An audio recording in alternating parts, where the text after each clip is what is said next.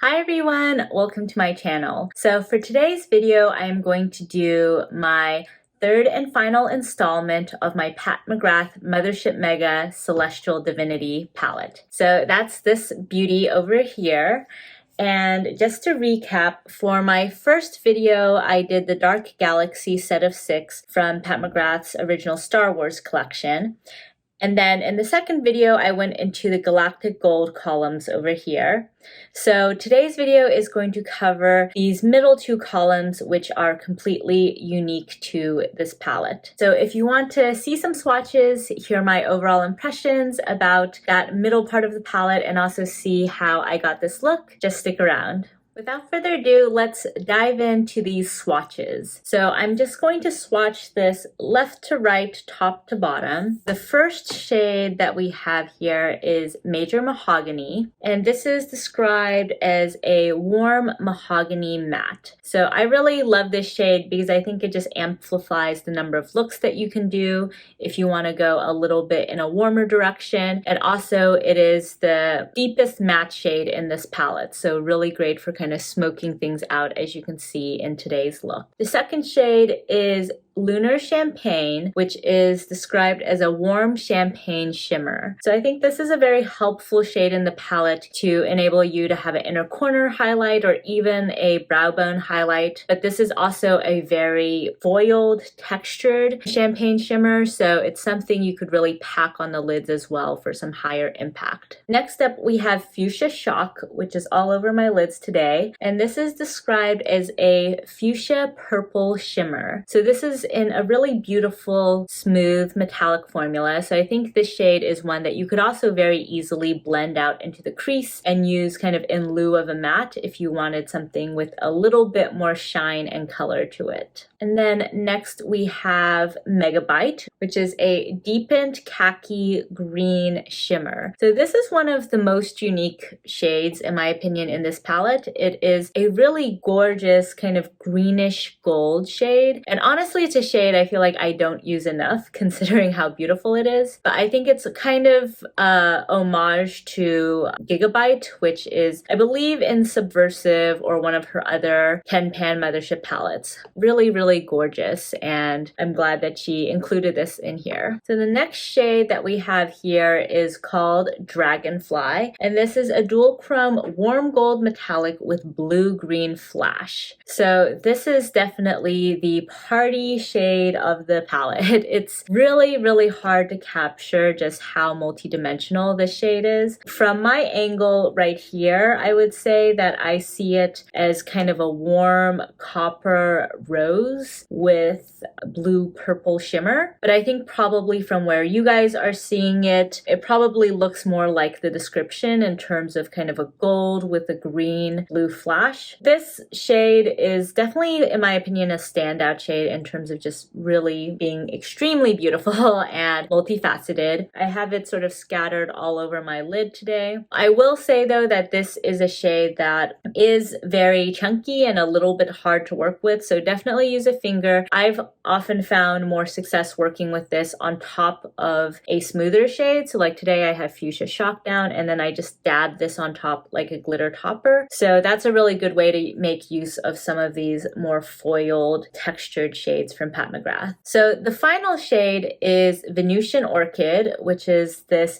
mid-toned pink shade, and also just extremely, extremely useful in this palette because you don't really have that many mattes, and this one is definitely the lightest matte in the palette. So it's a shade that I often go to start out my look, and then I'll use either this or Venomous Void to add a little bit more depth and then go in with all of the shimmers. So there we go. Those are the 6 shades in this middle part of the Pat McGrath Mothership Mega palette. I'm a huge fan of all of these shades, and I think they just do a really great job of filling in the gaps in the Star Wars palette to make an overall palette that is extremely usable. So without further ado, let's go into the eyeshadow look. I already have my eyebrows, eye primer, and concealer on. So I'm gonna just start things out by going into this Venusian Orchid shade. This is just a really pretty kind of mid-tone shade that whenever I'm using this palette, I find myself just often using to start off the look. It's sort of a nice soft shade that's perfect for transitioning out and also just works very well with the mattes in this palette.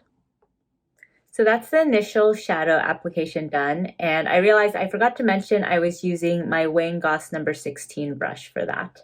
So next up, I'm going to go in with my Wayne Goss number 4, which is a smaller, more precise crease brush, and I'm going to dip into this Major Mahogany shade over here, which is the deeper matte shade. Take a little bit of that on my brush and shimmy it into the outer corners. So there we go. So we smoked things out with Major Mahogany. And I'm just going to take that same Wayne Goss number 4 brush and add in a little bit more Venusian Orchid just to kind of blend out that outer edge. So now that we have the mattes down, I'm going to go in with my Chikuhodo GSN 9 brush and dip into Fuchsia Shock and just put that all over the lid.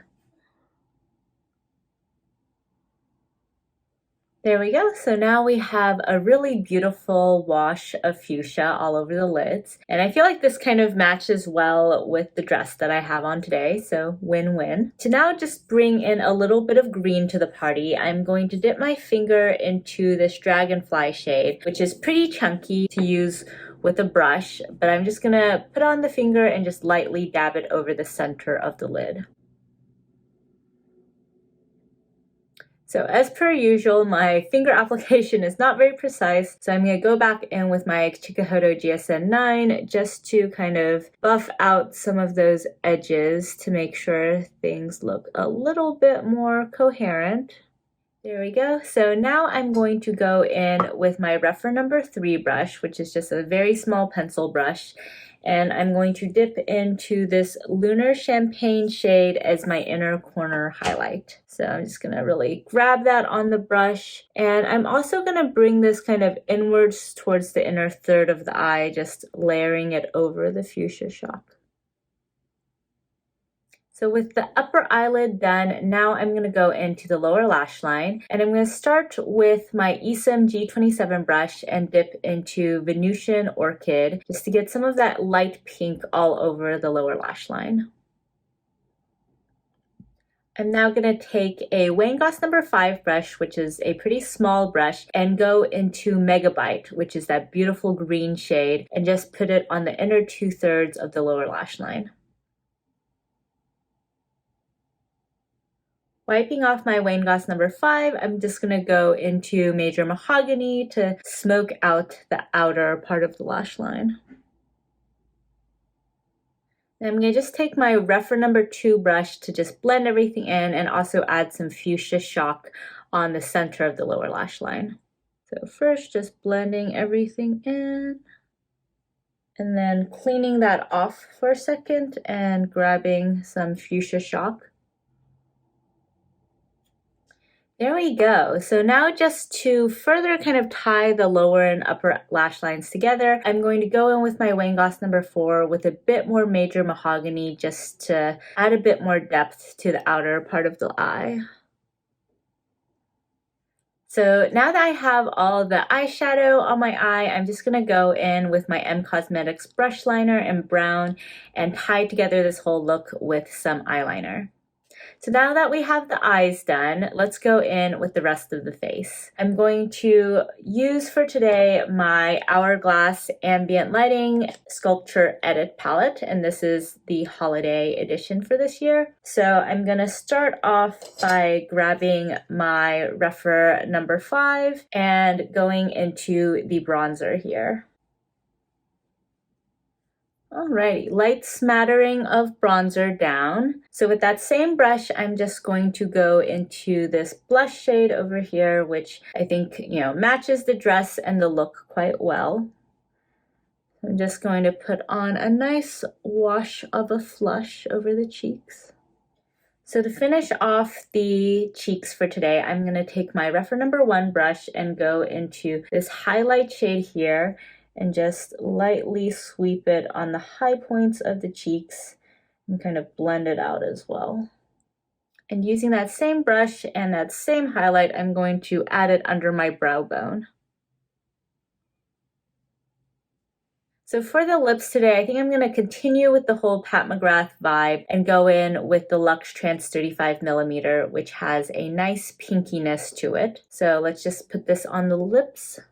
So that is the makeup look of the day. So now just to share with you all my overall thoughts about this middle section of this Pat McGrath Mothership Mega palette. So I would say that I am a huge fan of how she curated these 6 shades because I think they just really round out the rest of the palette and make this palette overall just much more usable and holistic for creating looks. So I would say especially the inclusion of these 2 mattes, one that's on the lighter side and one that's on the darker side, were really helpful in ensuring that you don't have to constantly dip out when using these palettes. If you just had Dark Galaxy or if you just had Galactic Gold, it might be a little bit hard to make a more everyday friendly look unless you paired it with another palette. Obviously, these 2 mattes are not necessarily your everyday matte looks, but I think they do just add enough versatility to this palette such that you can create something that isn't just 10 shimmers on your eyes.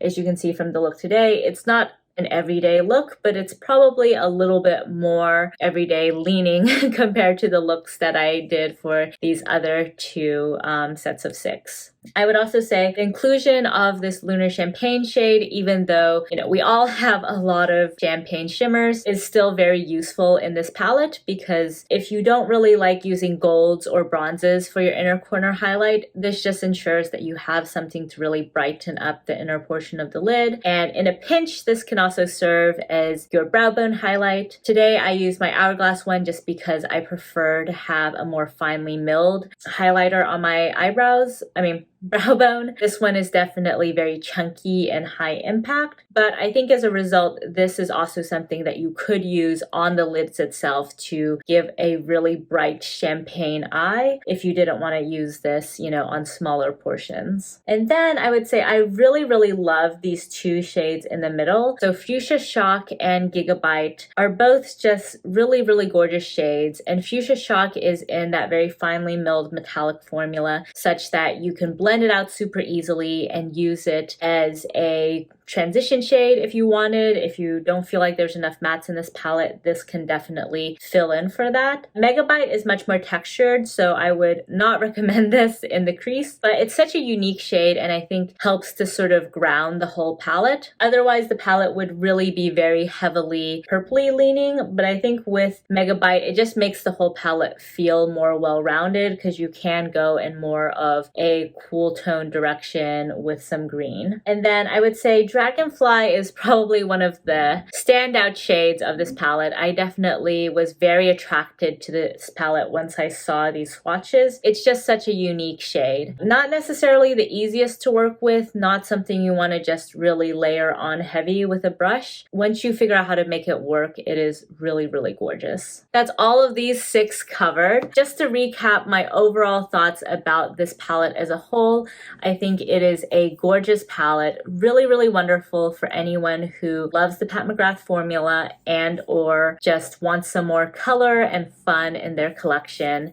There's just so many different types of looks that you can do with this palette, and every time I've picked it up, I've really just felt very inspired to do something different and to, just play around a little bit. I would say in a lot of my other palettes, there's kind of a set color story or a set of looks that you would generally always gravitate around. But with this palette, especially when, you don't have any constraints about, oh, you need to use all the colors in this section or that section, when you're just playing around with the palette, you can just create so many different looks. So I'd highly recommend it, even though it's not necessarily in the most luxurious packaging or anything. It makes up for it in just the quality and variety and the beauty of the types of looks that you can create.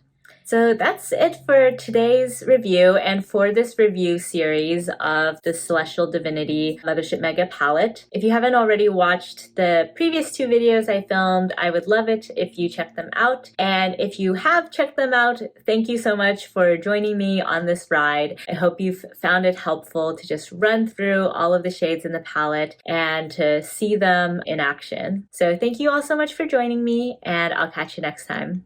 Bye!